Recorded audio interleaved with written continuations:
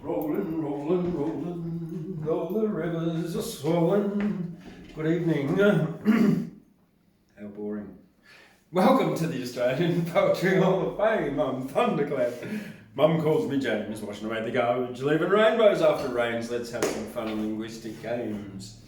Tonight I'd like to begin by acknowledging the traditional custodians of the land on which I broadcast, the Kamilaroi and the Banbai people, to acknowledging the continuing connection to the land of the elders past and present, to acknowledge sovereignty's never been ceded and the treaties wanted and needed. Last night on Chill Tuesday, I did a bit of a focus on our colonial poets.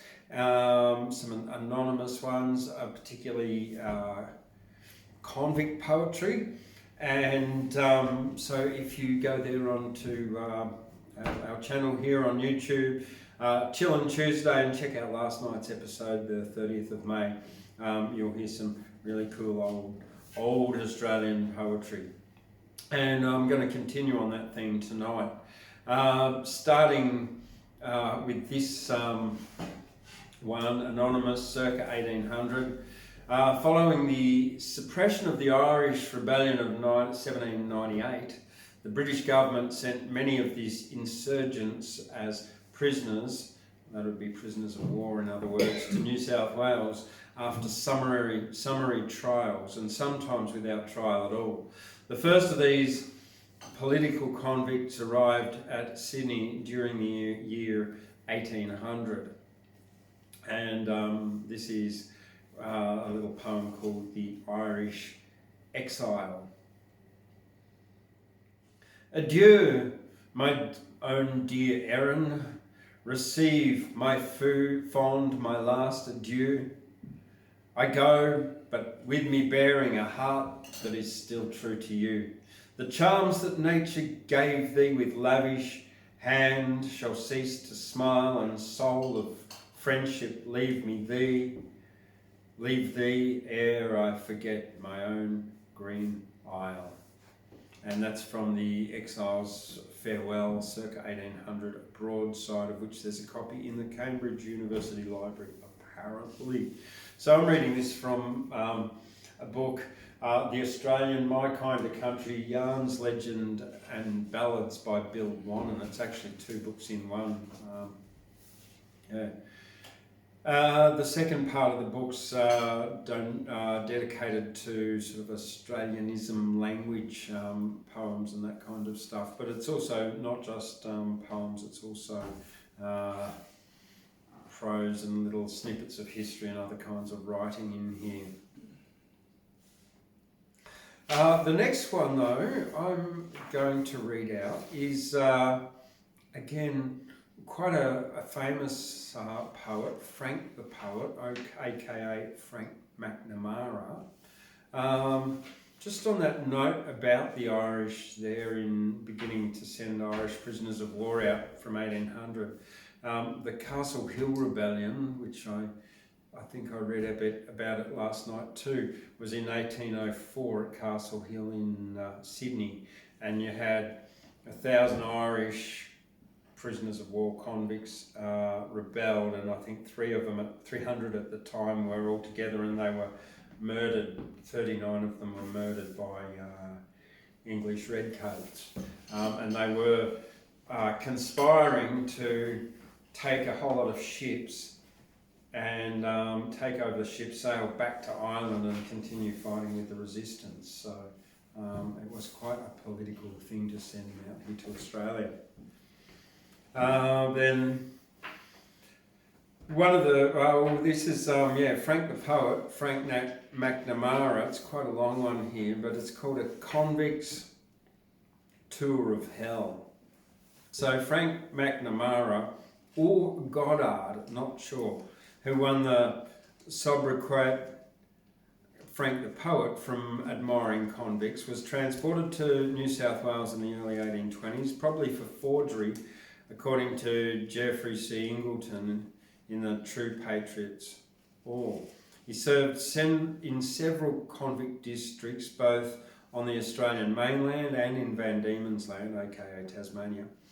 The Convicts' Tour of Hell, as a satire on the convict system during Governor Darling's time, 1825 to 1831, suggests that Frank was an educated as well as a witty man. There are various manuscript versions of the poem in the Mitchell Library in Sydney. The Convicts' Tour of Hell. Come all you prisoners of New South Wales, who frequent watch houses and jails, a story unto you I'll tell about a convict's tour of hell. This hero's valour had been tried upon the highway before he died. At length he fell to death a prey, which proved to him a happy day. Downward he went, as I've been told, like one that's destined to Satan's fold, until he came to the river Styx, when Charon's gaze was on him fixed. Friend, said he, whence comest thou? The name and business I must trow. Well, old craft, if you wish to know it, on earth they call me Frank the Poet. Oh well, 5 pence or 6 I daily charge for a light passage in my barge. But, witty guest, I'd have you know it, I'd never intend to charge a poet. So with a fair wind and flowing tide, and wherry over to the other side, where leaving Charon at the ferry, I journeyed on to purgatory. I boldly knocked at the gate of limbo, or the middle state, of Pope Pius the Seventh soon appeared, with crown, cross, crucifix and beard. All hail, cried Pius.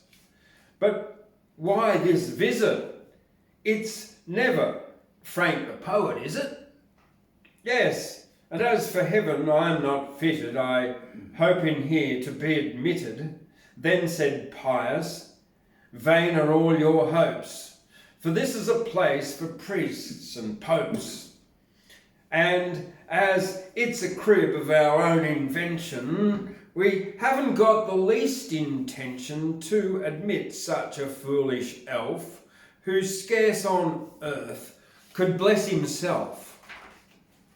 Oh well, said I, I've no desire to enter this place of fire, and where there's nothing but weeping, wailing and gnashing and torments of the newest fashion. And you must have been a foolish elf to make a rod to beat yourself, but may you and all your honest neighbours enjoy the fruits of all your labours. So bidding Pius a long farewell, I journeyed on to the place called Hell. I knocked at the gate, then louder still, when out rushed the devil with, "What's your will?" "Oh," said I, "I've come here to dwell and share my fate with you in hell." Cried Satan, "That can't be, I'm sure, for I detest and hate the poor. None shall in my kingdom stand except the wealthy and the grand. So, Frank, I think you've gone astray, for convicts never come this way, but soar to heaven in droves and legions, a place so called in the upper regions. Oh well, as I'm in a hurry, have you got here one Captain Murray?" "Oh yes, he is within this place. Would you like to see his face?"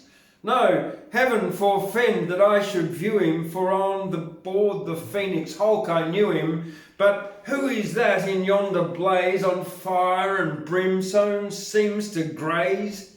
"He's Captain Logan of Moreton Bay, and Williams, killed the other day, was overseer at Grocer's Farm, and did you convicts no small harm. Cook, who discovered New South Wales, and he who first invented jails, are both tied to a fiery stake. that stands in yonder boiling lake. Should put both my four horns up there. Hark! Hear you not that dreadful yelling? It comes from Dr. Wardle's dwelling, and yonder see those fiery chairs? They're fitted up for beaks and mares, and men of all judicial orders, traps, bankers, lawyers and recorders. Then Frank saw legions of traitors, hangmans, jailers, flagellators, commandants, constables and spies, informers, overseers likewise. In flame of brimstone they were toiling, and lakes of sulphur round them boiling, hell resonant with hideous yelling. Alas, how dismal was their dwelling! Then Major Morrison he espied, with Captain Clooney by his side. They in fire belt were lashed together, as tight as a sole to upper leather. Their situation here was horrid, for both were tyrants to the norrid. Next he behold old Sergeant Flood, in Vulcan's hottest forge he stood. He gazed upon Frank, his eyes with ire, appearing like burning coals of fire. He by a red-hot clasping hand was to a lofty lamppost chained, with fiery garments all arrayed, like wild Arabian ass he brayed. Loud he implored for Frank's assistance, to end for him his sad existence. Cheer up, said Frank, don't be dismayed. Remember number 3 stockade. In course of time you may do well if you behave yourself in hell. Your heart on earth was fraught with malice, you oft drove convicts to the gallows. A greater rogue in shoes now trod, now atone for all the blood of convicts shed by Sergeant Flood. He next beheld the noted trapman and police runner, Israel Chapman. Steeped he was standing to his head in cauldron hot of boiling lead. Alas, he cried, behold me stranger, I've captured many a bold bush ranger, for which I am suffering here, but lo, now yonder snakes appear. Then Frank beheld some loathly worms, and snakes of varied shapes and forms, all entering at the mouth and ears to gnaw his guts for endless years. He next beheld the Co's commissioner at knee like humblest petitioner.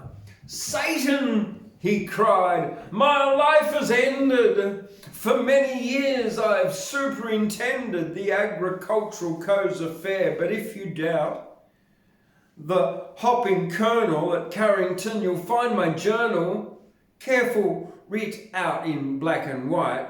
'Twill prove that my accounts are right. The poet turned to go away, but Lucifer begged he would stay. Now, Poet Frank, stay, don't you go, man, till you see your old friend Dr. Bowman. See how he trembles, writhes and gnashes. He gave you many 1,000 lashes, and for those same he does bewail, while Oscar with his iron flail thrashes him. Well, you may depend and will, till time shall have an end. Just as he spoke, a coach and 4 and some 6 feet came up in post-haste to the door, and some 6 feet of mortal sin. At its arrival, cheers were given that reached from hell to highest heaven, and all the denizens of hell with one rope pealed the greatest bell that e'er was known to sound or ring since Judas sold our heavenly King.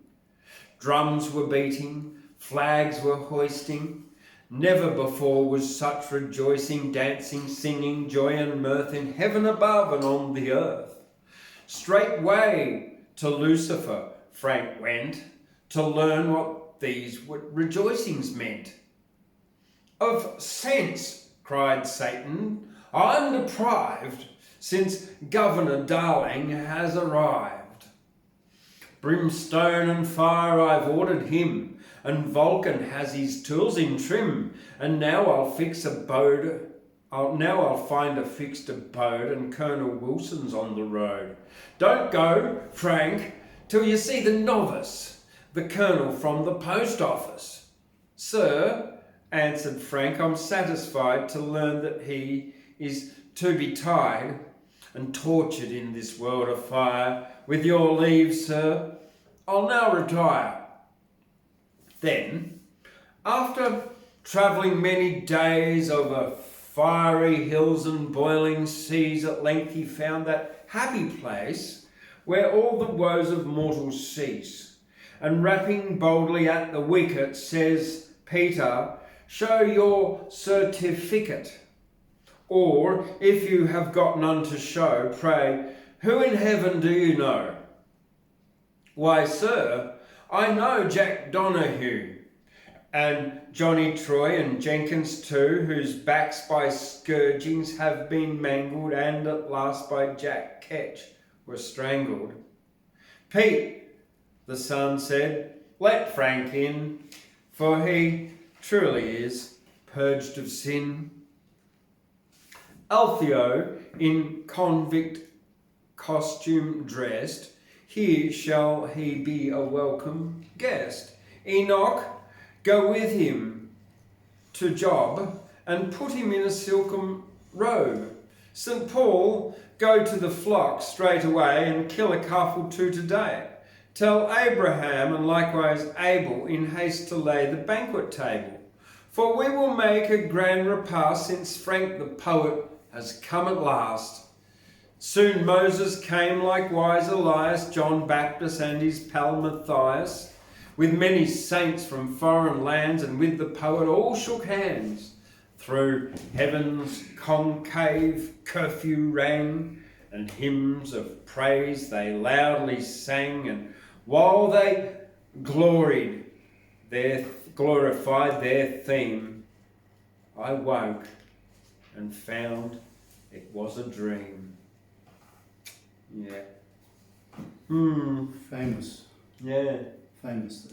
Yeah. Right. It's a great. Yeah, it really is. It's one of Australia's really famous early poets, and there's not much of his work was really recorded. I think he lived up around here for some time. Okay. Uralla or somewhere like that. Right. So think how much nastier those tortures would have been if he was writing 100 years later. Oh yeah. It would just be a bit of burning and flogging. Yeah. In fact, that's. I'm going to research if anybody's done that, and if not, I'll have a go. So when was that? Which? These revenge. So they were. There's quite a few in history. Yeah. But they're limited by the technology and the brutality of the day, and anticipating what happened in World War I or the Holocaust. Or, Okay. Nobody in previous generations would have imagined it. No. So that's Frank the poet. Now, one of the other times that was a bit of conflict there in Australia was 1854, the Eureka Stockade.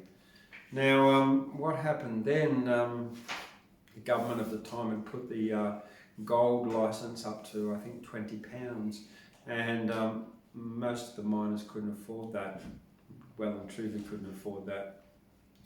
So they blockaded and had a stockade, and ended up getting a few of them shot. Right, so here we go, the Roaring 50s, and that's what I'm doing now. So the Diggers Jingle, this is circa, it's a little quick one, 1854. On the gold fields of Ballarat, you're scarce allowed to wear your hat. Thrice lucky he who in its stead will long get leave to wear his head. That's a traditional little ditty. The other one here I've got is Where's Your Licence? A quick one by Charles Thatcher. Now a tall ugly trap espied a young chap up the gully cutting like fun. So he quickly gave chase, but 'twas a hard race, I assure you the digger could run. Down a hole he went pop, whilst the bobby up top says, just come up, shaking his staff. Young man of the crown, if you want me, come down, for I'm not to be caught with such chaff. So that's by Charles Thatcher. And then here's another one. This is just called Joe, and it's not so much from an unpublished manuscript by Monty Miller, a veteran of Eureka. This is called Joe. The diggers called the police the Joes, they being the tools of law and order.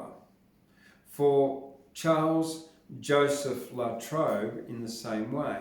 The English police under Charles Fox were called Charlies, and under Sir Robert Peel, Peelers or Bobbies. The police retaliated with digger dogs. Ride up, my noble bloody digger dog, out with your licence. Don't keep me here all day. That was their style. That was from the unpublished manuscript. Now this is police on the diggings. Another quick one. Gold digger laughing a crime or £20 no comedy. They let the thief escape, notorious. They capture the poor digger, glorious. They are not men, yet they're the police and doubtless help to keep the peace. Tell me, La Trobe, of all the breed, how many can the licence read? That's that. And one more here. This is the squattocracy. Actually, the squattocracy, so in the very early days of the colony, there was actually quite a lot of illegal squatting by land grabbing by these squatters, yeah. The squatters now have grown so great, you cannot reach their high estate. The mutton growers take their stand, the would-be nobles of the land. And that's that, yeah. And then the diggers' demands here. And why, ye counsellors of the land, who spend our gold with liberal hand, should we not have the franchise too, and soil to till, as well as you? Mark Twain was in Australia around the time, and this was what he wrote on Eureka. By and by, there was a result, and I think it may be called the finest thing in Australasian history. It was a revolution, small in size, but great politically. It was a strike for liberty, a struggle for a principle, a stand against injustice and oppression. It was the Barons and Johns over again. It was Hampton and Ship Money. It was Concord and Lexington. It is another instance of a victory won by a lost battle. Mark Twain, More Tramps Abroad. A victory won by a lost battle. And the last one I'm going to read here is the removal of Inspector Lobbs from Ballarat to Melbourne.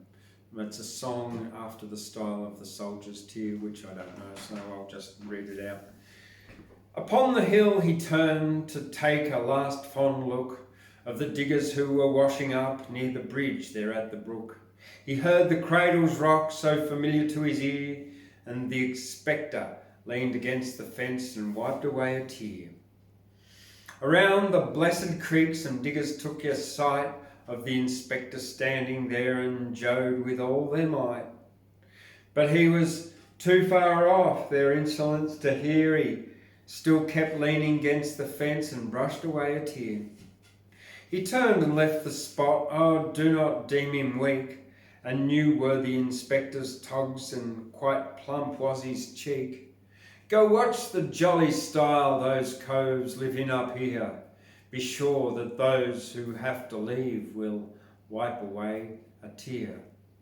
And that was Charles Thatcher from Colonial Songster of 1857.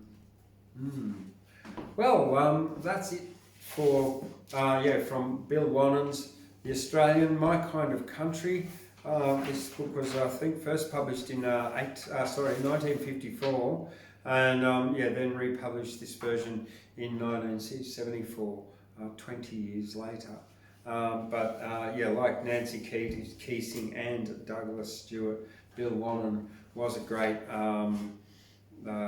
conservator of Australian ballads, poetry, yarns, and colonial and settlement history. How do you spell Wannan? W-A-N-N-A-N.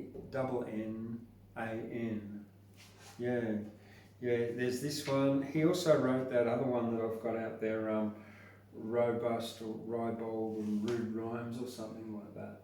I've read out of a couple of times. Would you like to come up, Gabriel? Oh, yeah. Sure, okay, welcome. Gabriel Donleavy. Thank you. Hurrah! Yeah. Hurrah! Hurrah! Hip hip hooray! Yeah, recording. I'm getting into a pattern of presenting 4 poems, which is what I'm going to do this time. I'll break the pattern when I come back from holiday in July. Tonight I'm finishing off one theme and starting another. The one that I'm finishing off is about frontiers, and particularly about death. I got this big collection from the local book sale by the Rotary a few weeks back, and I looked through all of it. Quite impressed by their really serious attempt to do both racial and gender balance. But the payoff is that there is about 80% plus love and stuff about love, as if it was a book of music, and you have to draw hard for other types of theme. Even nature, not so much. What is the book? Listen. Oh, 7 Centuries of I think you've got one in here. Yeah, I did get a copy, yeah. So, first of all, 3 about death, 2 from famous people, and one of mine I did this week. First one is from John Donne in his religious period. I'm very sympathetic with John Donne, I always have been. In his sexual period, the marvellous images, the famous one about the flea sharing the blood of him and his woman at the time. And I'm sure that part of the reason he turned religious was because he got enlarged prostate, like people my age do, although there's no historical record because they didn't know what prostate was in those days. But it was a gradual thing, and he never wrote a sexual love poem in his later years at all, not even a nostalgic one like many of the other poets did. So anyway, this is a very famous one, but like a lot of famous ones in this book, it turns out to be not at all what you thought it was. And I'll give other examples, like things that gave rise to film titles, like No Country for Old Men. The poem that's got that in, wouldn't expect it at all, but that's for later. This is for now. So this is Death Be Not Proud. Death be not proud, though some have called thee mighty and dreadful, for thou art not so. For those whom thou think'st thou dost overthrow die not. Poor death, nor yet canst thou kill me. From rest and sleep, which but thy pictures be, much pleasure. Then from thee much more must flow. And soonest our best men with thee do go. rest of their bones and souls delivery. Thou art slave to fate, chance, kings and desperate men, and dost with poison, war and sickness dwell, and poppy or charms can make us sleep as well. And better than thy stroke, why swelt'st thou then? One short sleep past, we wake eternally, and death shall be no more. Death thou shalt die.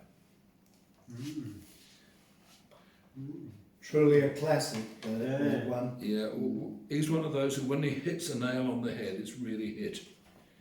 Now for something apparently completely different from somebody completely different,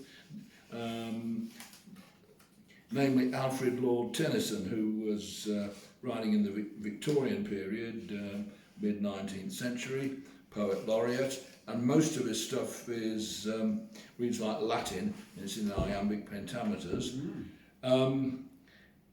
And one of his famous ones is one I'm going to read out, but it's not an iambic pentameter. And listen to the words. Again, they're not what you expect. This is break, break, break. Break, break, break on thy cold grey stones, O sea. And I would that my tongue could utter the thoughts that arise in me. Oh, well for the fisherman's boy that he shouts with his sister at play. Oh, well for the sailor lad that he sings in his boat on the bay. And the stately ships go on to their haven under the hill. But oh, for the touch of a vanished hand and for the sound of a voice that is still.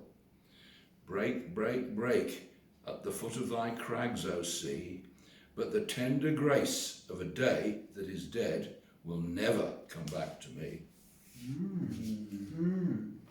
It's very short with a lot of punch, isn't it? Scarlet, silver and black.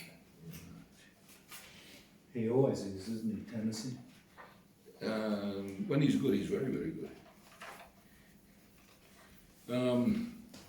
Now, I was on this theme, partly because of what I did in previous weeks, and partly because about 2 weeks ago now, we had the coincidence of the death of Tina Turner.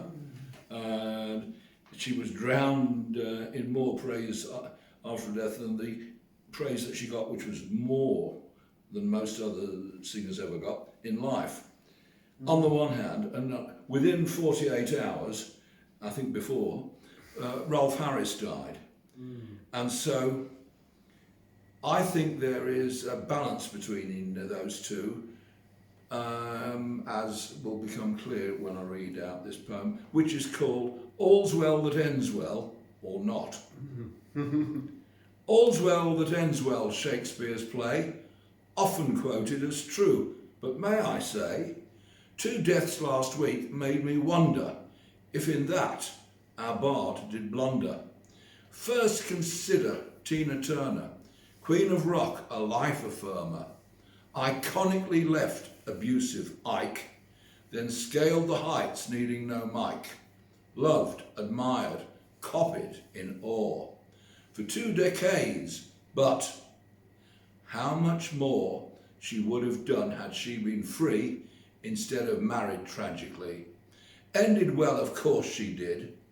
All was not well though, let's not kid. Now for quite a different case, which ended in deep jail disgrace. 2 little boys as Jake the Peg. To little boys, that's 2 to little boys as Jake the Peg. To girls, an octopus instead. Like Nero, he could sing and draw. Like Savile, he would maul and paw. Tell me this, in voice not shrill. With this ill end was all Rolf ill. Seems to me that open eyes may still cold play sun arise. Can you read that last words again? What, the last 2 lines, yeah? Yeah. Seems to me that open eyes may still cold play sun arise. Yeah. One of his famous early ones. Well, it's obvious the point I'm making, isn't it? Yeah. all's well that ends well. When you look at the internet, there's an awful lot of cliches and memes, and people quote, particularly people like Nietzsche and Socrates, and think, what a load of shit. So I spend about 5 or 10 minutes every day making comments on them. I like to read it and laugh at it. You I like to read it. You must see them. Yeah. It's I see your comments. almost becoming a hobby. One of my hobbies. Now, I now turn to the theme that I'm going to get into in the future, and this is mostly stuff written by women that's not about love, or that is sour or bitter but sharp, and there are of course things by men the other way round that would probably be challenged in this day and age, and so I'm going to fish a few out. One that's in this book is by a woman I haven't heard of, but my colleagues might have done, Sharon Olds, born in 1942 in San Francisco, and it says here she lives in New York where she teaches writing. So she was born in 1942, she's 81 now. Anyway, you'll like this one. This is called The Connoisseurs of Slugs. When I was a connoisseur of slugs, I would part the ivy leaves and look for the naked jelly of those gold bodies, translucent strangers glistening along the stones, slowly their gelatinous bodies at my mercy. Made mostly of water, they would shrivel to nothing if they were sprinkled with salt. But I was not interested in that.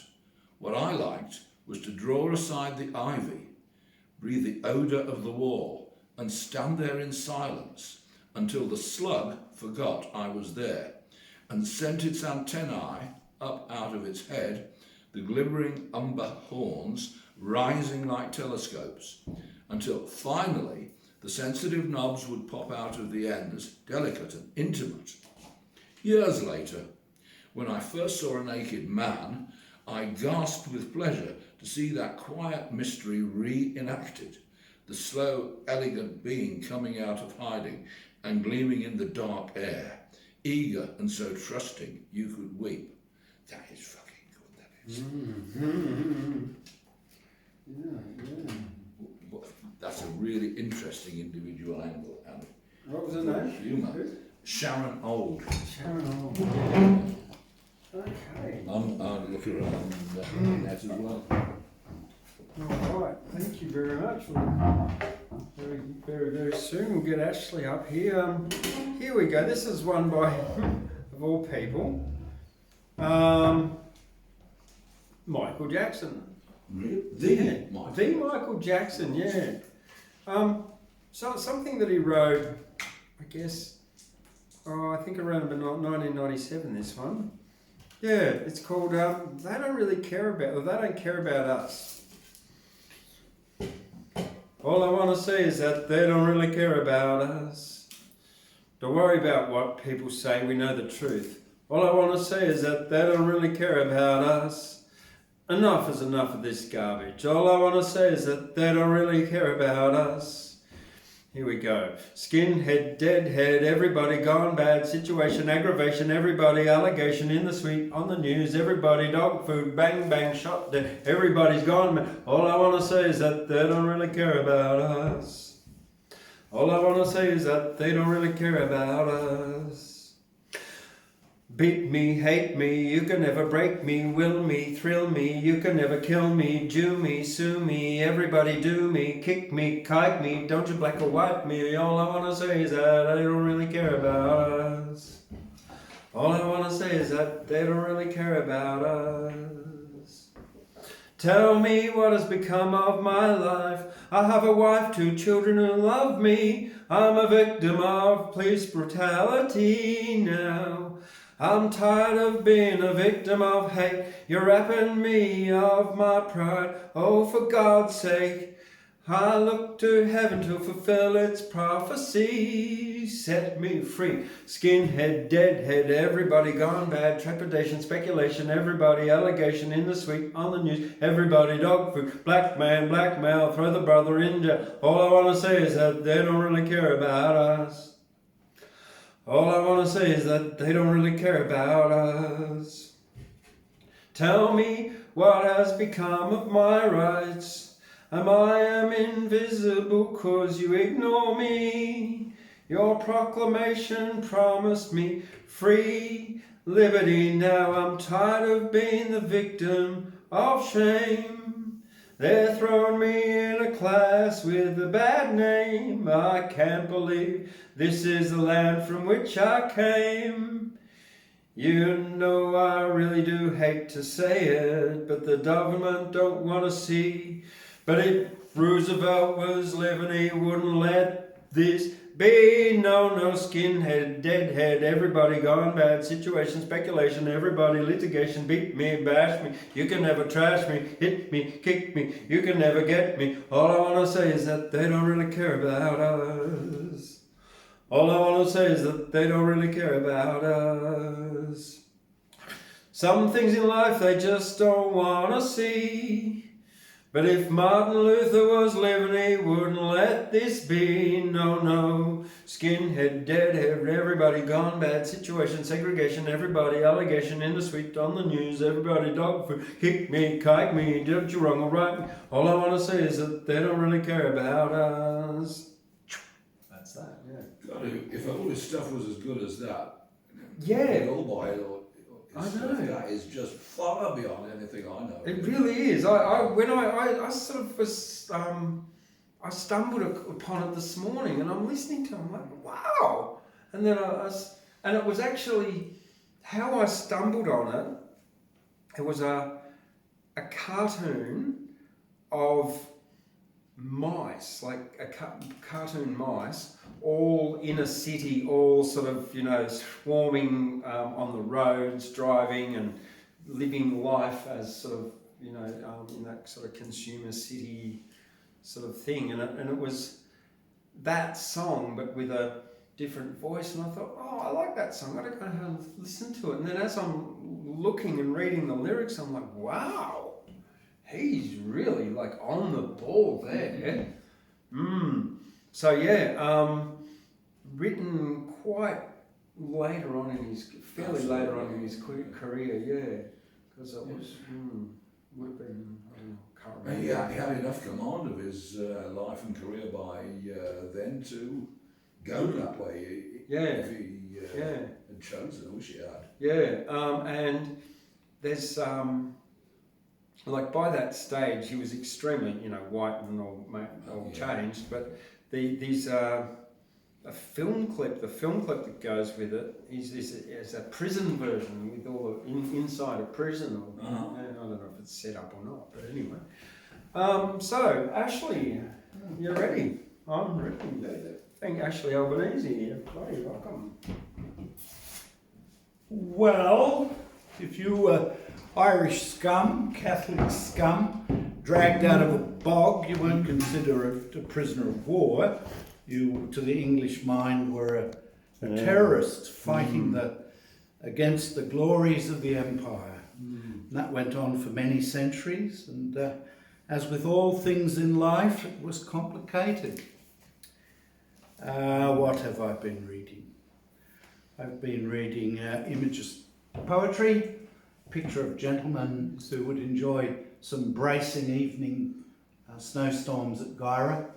We don't get the snowstorms now, but they used to get plenty here. 5 or 6 good falls a year. Now we're lucky to get one. Well, I have been reading Empire, How Britain Made the World. I've put that up previously here. It's an excellent book. Pity of War and Empire, 2 texts of Niall Ferguson's that are very, very interesting.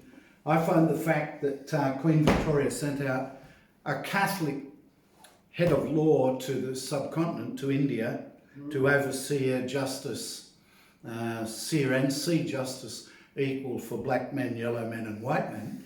And that would have made a difference to the world and to the English standing in Asia and India now.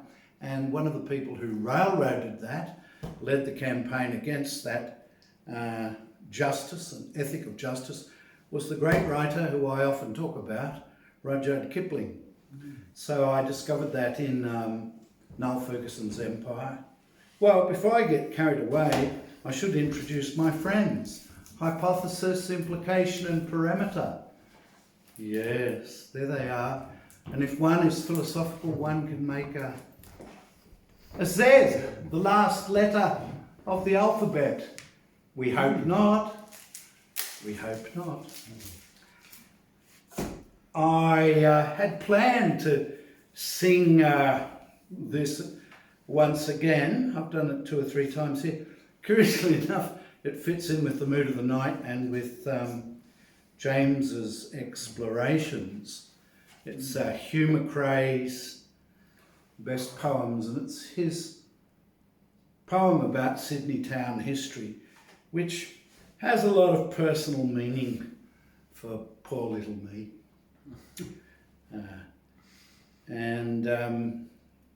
Off we go. When I were young in Sydney town, oh Sydney town, I often said to Lanky Bill, them windmill sails go up and down like pirate ships abaft the hill. I'm sick of being innocent, so let us fly the skull and bones and show the world us boys was meant for blood and guns and Mary Jones. And while we talked, the sun shone fair, and Mary give us kisses 3. 3 for old Bill, all planted square across his lips, and 3 for me. We promised her sweet whistling birds, long ivory and pipes of wine, boy niggers, ducats, and 2/3 of all the things of Bill's and mine. Then times was good, I didn't know how good they was. Great Nelson's ghost, Mary's a linen draper now, M. Jones up George Street next the post. Bill took the shilling, don't forget, with Johnson's crowd he was, they said. The cove was long-tailed bayonet, forged bly deep beneath his bed. Oh, so Bill's up top, and I unknown, but still the terror of the sea. Chopped scraps of meat mixed up with bone and weevils for a captain's tea. Oh, when I were young in Sydney town, when I were young.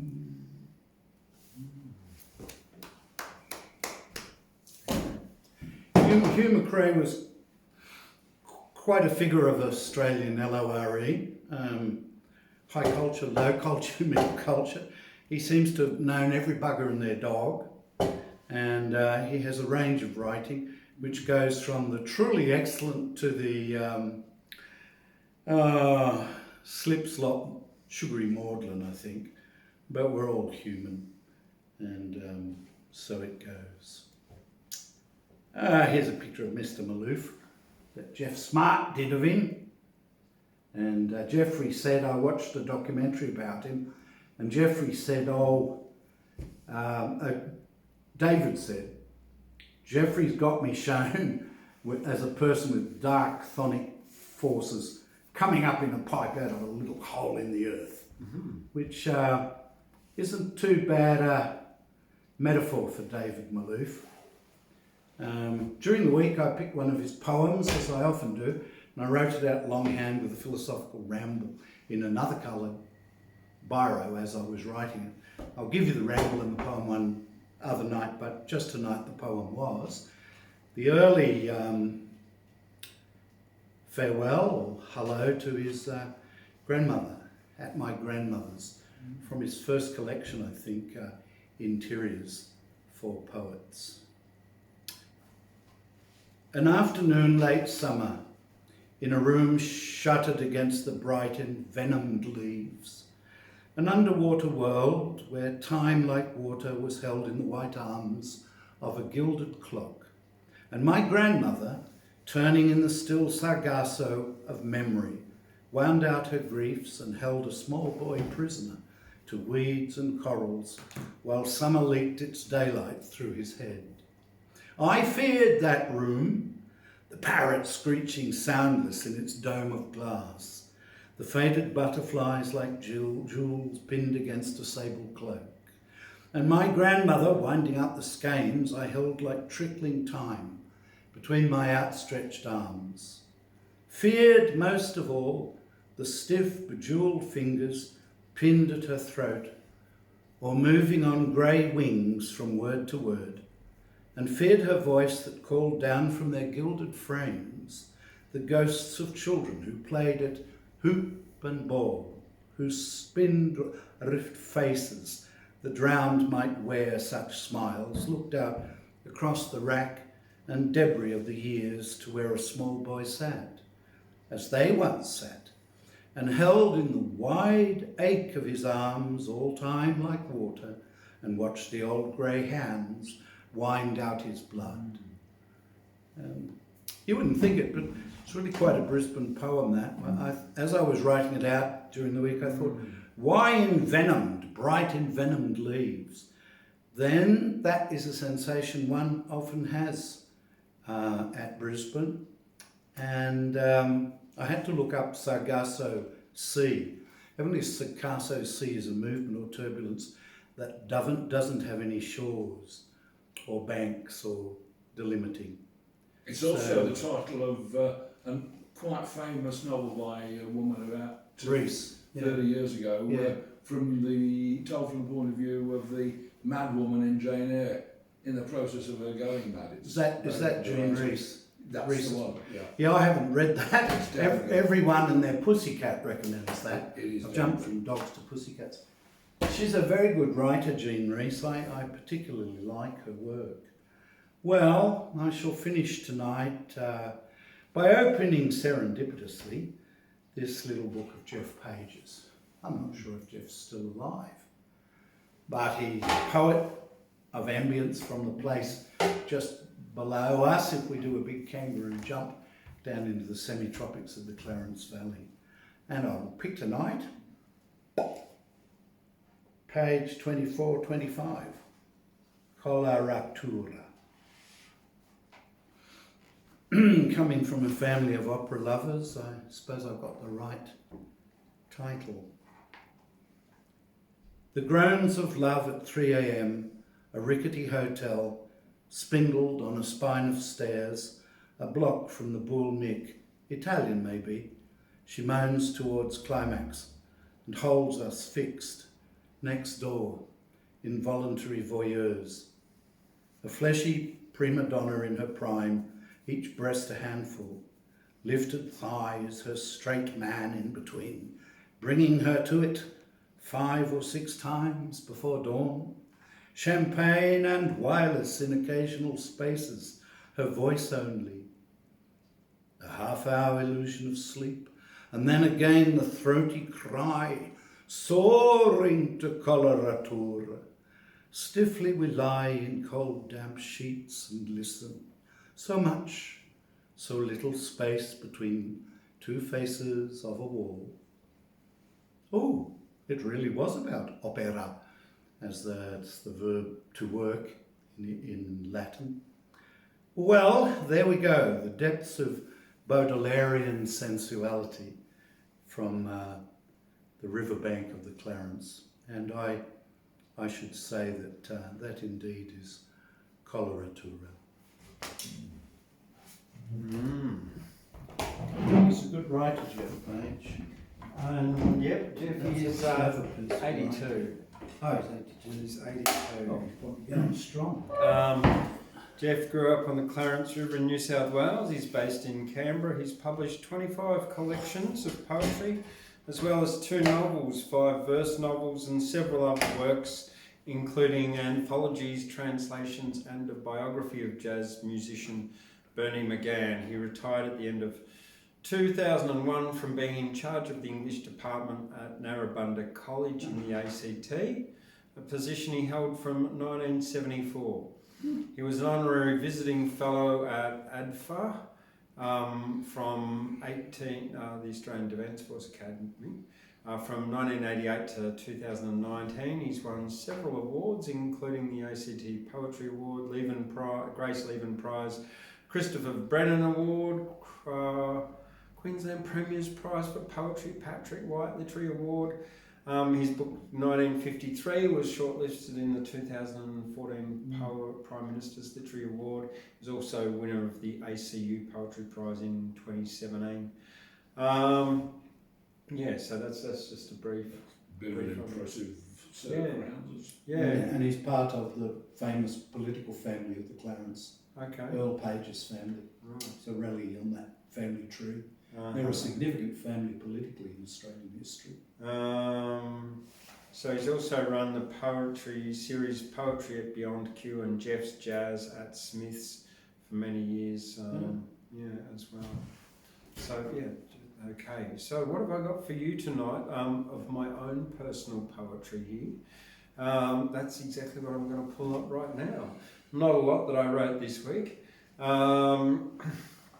So we'll start from, there are just a few little short ones really.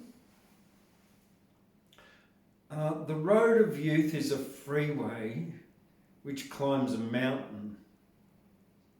I've been up and down many mountains, but I'm not counting. The path of age is a rocky, winding track down the mountain.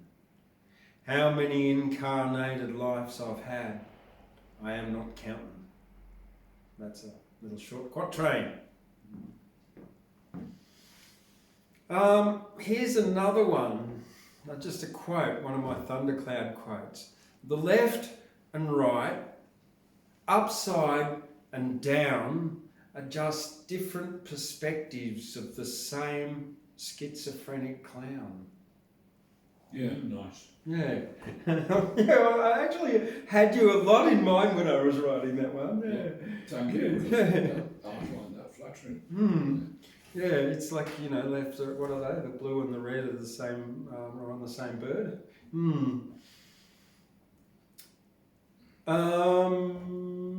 Okay, well, this one, Piss Off. This actually, when I was 7, we went, my parents took us on a tour of Europe, and my spelling wasn't so great. And so when we were in France, I found this rock and I scratched into the wall of a toilet, P-I-S-O-F, as in Pizov. And of course, once they saw it, they knew who it was because we were in France and there was not too many young English-speaking boys who couldn't spell. Anyway, but it was in France and they probably didn't understand it anyway. Probably did. Probably did. I thought it was a Russian. Yeah. So to piss off, it can mean to make angry. Piss off, to speak the truth. Pissed off, didn't like the truth. Pissing off, speaking the truth. Piss off, go away. Pissed off, when? Pissing off, going. Piss off, to urinate from one place to another. Pissed off, urinated from one place to another. Pissing off, urinating from one place onto another. So example, I told him to piss off before I pissed off the roof, but he didn't piss off, and as I was pissing off the roof onto him, he increasingly got more pissed off until eventually he was so pissed off, he pissed off while yelling at me to piss off. That's it. Yeah, that's my English a lesson for the day. You couldn't squeeze much more out. No, I couldn't. No, there wasn't much more. So I will finish. I've got 2 more, and I'm going to finish with the state of oranges finally. But so the last one I'm going to do was the prompt came to me from reading the editorial of the Nexus magazine. Now, I've just recently resubscribed to the hard paper copy of Nexus. Actually, I've never subscribed. I've always just bought it from the newsagent, and I often miss out. And I was reading that there's been a few newsagents have stopped stocking Nexus magazine just due to complaints from members of the public. Now, it's a very interesting magazine because it produces a lot of verified articles on things that the mainstream media doesn't print. So I don't have a copy with me, but Gabriel's brought in this one here, Private Eye, which I just asked him. It is basically has a go at both the left, the right, the up, the down, the establishment, etc. So, and has very funny cartoons in it. But this is actually a dedication to Nexus magazine, and based upon the fact that yes, censorship is not a great thing, and there is increasingly more moves by governments to censor disinformation, whatever that may be, and ministries of truth, kind of 1984 kind of stuff. So, yeah, here goes, Nexus. This is not an advertisement, but to explain the situation, those who dominate the narrative which wish to censor information so that the elite can control you. They want a ministry of truth and disinformation so that you know not of their abuse.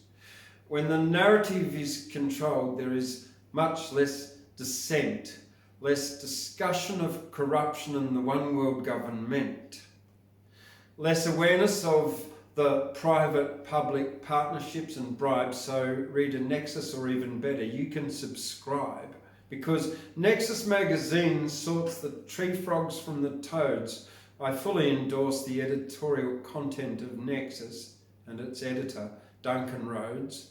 He's been spreading true information for over 35 years, and rarely can the facts be disputed. Therefore, I am all ears. So that's my Interesting. dedication to Nexus magazine, which I think I've been reading since 1996, when I was working for Greenpeace, and I knocked on the door of a Jehovah's Witness family. They invited me in. I had dinner there, and I probably was, and we had a great discussion. And at the end of the night, he said, "Oh, you'd be interested in this magazine. You should read Nexus magazine." And so then I did, and it's published in Queensland, Mapleton up there, but it does go internationally to America, Canada, Europe as well. So, and finally for the night, we've tonight is the state of origin. Yeah, I guess I was born in Victoria, so I never really grew up caring very much about whether or not Queensland or New South Wales won. When I lived in Queensland, I used to like Queensland. Now I just like to watch State of Origin because it is just one of the best rugby league games that you can watch, because it's hard. You've got the best players in Australia, and Australia is often the best in the world in rugby league. Queensland or New South Wales, I don't give a shit who wins, draws or fails, because I'm over it. I don't give a crap about the origin of your state fostering judgment, prejudice and irrational hate. I love to watch the athletes and the battles fought, but I don't give a shit who wins. I just rather participate in actual sport. That's that. Yeah. So it's probably they're playing now, and we're doing our poetry, and I never played rugby ever. I've never actually played any ball sport, so I had to. Yeah. And that's why I hate them. Yeah. I had to. No, I didn't, and I played a lot of individual stuff, and that's probably why I work alone so much. Yeah. Well, thank you for joining us, everybody. Ashley, Gabriel, and everybody out there on YouTube. Don't forget to like, give a thumbs up, subscribe, leave a comment. Tell us what you liked about tonight's poetry. Also, check out my book, Dan Bung's Peaceful Protest in Nimbin, available on Amazon. Also available here. It's cheaper here because I've got 6 copies left with no page numbers, but the rest of them online, they've all got page numbers. Yeah. So, all right, have a good night, and we'll see you next week. Thank you. Bye.